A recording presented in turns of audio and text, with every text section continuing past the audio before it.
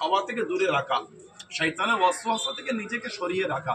আল্লাহ পাক এই মুত্তাকি বানাবার জন্য রোজা দিয়েছেন। তাই আমি আশাবাদী সবাই রোজা রাখবেন, আল্লাহর শরীয়তের বিধান পালন করবেন। আল্লাহর ওলি দরবারে আসছেন যে আল্লাহ পাক মুজাদ্দিদুজ্জামানকে ওলি বানিয়েছেন, মুজাদ্দিদ করেছেন, আমিরের শরিয়ত করেছেন, মাহিয়ুস সুন্নাহ করেছেন, সেই আল্লাহর বিধান রমাদান জানার হুকুম পালন করে দাদা পীরকে এত বড় ওলি হয়েছেন। সেই আল্লাহর নেক বান্দার দরবারে আসছি যে আল্লাহর বিধানকে অমান্য করে আসি, কোনোদিন আমরা আল্লাহ পাকের নৈকট্য হাসিল করতে পারবো না। তাই আমাদের জন্য উচিত রমাদান শরীফে রোজা রাখা। এবং দরবার শরীফে আপনারা বিগত দিন ধরে দেখে আসছেন লক্ষ লক্ষ মানুষের একসঙ্গে জমায়েত, এটা তারা নজির একটা। এত লক্ষ মানুষের একসঙ্গে একটা মানে 5 ওয়াক্তের ফজর থেকে, জোহর থেকে, আসর থেকে, মাগরিব থেকে, ঈশা থেকে, এই যে লক্ষ লক্ষ মানুষের জামায়াত, এটা একটা আনন্দ। বড় জামাতে নামাজ পড়া একটা নসিবের ব্যাপার। তাই আমি আশাবাদী সবাই 5 ওয়াক্ত নামাজ জামাত আদায় করবেন, রোজা রাখবেন এবং নোংরা থেকে দূরে রাখবেন। এবং এই বরকতের মাসে এসে এখান থেকে খালেজ দিলে তওবা করে যান, আর জীবনে নোংরা কাজে আমায় নিয়ে যেতে হবে না।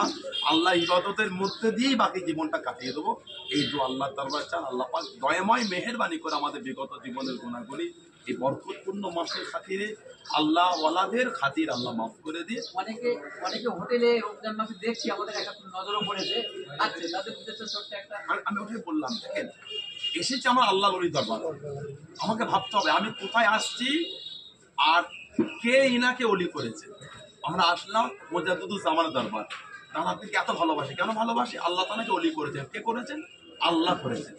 যে আল্লাহ পাক দাদা হুজুরকে দরজা দিয়েছেন, সেই দাদা হুজুরের ভালোবাসা ছুটে গেলাম, করেছেন কি আল্লাহ, সেই আল্লাহর বিধান রোজা রাখা।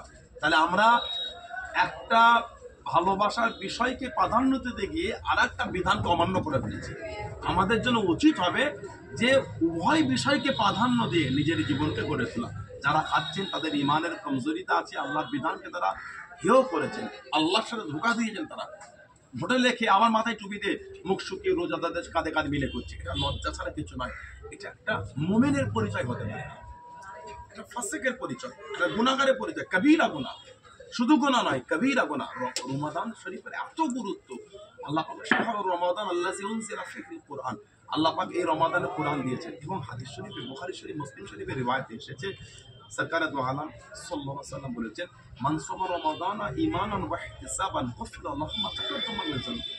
মানে যদি কোনো মানুষ ঈমান হালাতে, সওয়াবের আশা, আল্লাহ সন্তুষ্ট নিয়তে রমাদান শরীফের রোজাগুলিকে আদায় করে, আল্লাহ পাক তার বিগত জীবনের গুনাহগুলি মাফ করে। এর থেকে জীবন আর আনন্দ কি পেতে পারে? আজকে প্রকাশ্যে এসেছেন, বাচ্চা সেরেগুলো রোজা রেখে ঘুরছে, একটা বড় লোক রোজা রাখতে পারে না? কিসের কমজোরিতা, কিসের ডক্টর? কিছুই ব্যাপার নয়। ডক্টরকে ভালো করে বুঝে, অবশ্যই ডক্টর তার মেডিসিনটা চেঞ্জ করে দিয়ে সময় চেঞ্জ করে দেবে। ডক্টরের এখানে অজুহাত দেখে দেখুন, একটা মুনাফিকের চরিত্র, একটা অজুহাত দেওয়া।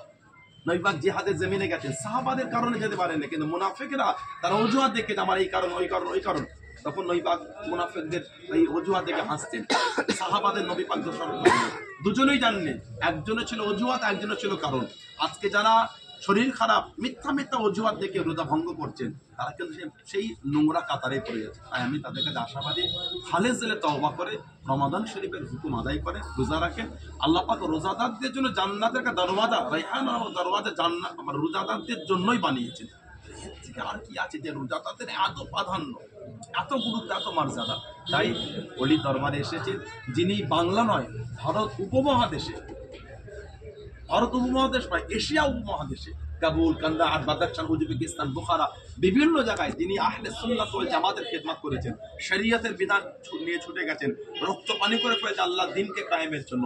800 মাদ্রাসা, 1100 মসজিদ যিনি কায়েম করেছেন, সেই মহান ব্যক্তি, সেই মুজাদ্দিদুজ্জামান, সে আমিরের শরিয়াত, কুতুবুল আলম, মাহিয়ুস সুন্নাহ, আব্দুর রাহিম মারুফ মোহাম্মদ আবু বকর সিদ্দিক রাহমাতুল্লাহ আলাইহির দরবারে এসেছি। ইনশাআল্লাহ আমরা সেই চিন্তা ভাবনা নিয়ে জীবনটা গড়ে তুলব, যেই খিদমত মুজাদ্দিদুজ্জামান দিয়েছেন, ওই চিন্তাধারা নিয়ে তানার মুরিদ, তানার মুহিব্বিন, তানার ভালোবাসা মানুষ, সেই রাস্তায় ইনশাআল্লাহ চলে আল্লাহ আল্লাহ রাসূলকে খুশি করব, আল্লাহ আল্লাহ রাসূলের ভালোবাসা। ইফতার এবং তারাবি এখানে যে যত বড় হচ্ছে, এটা আপনি আর ভারতবর্ষে অন্য কোথাও দেখেছেন?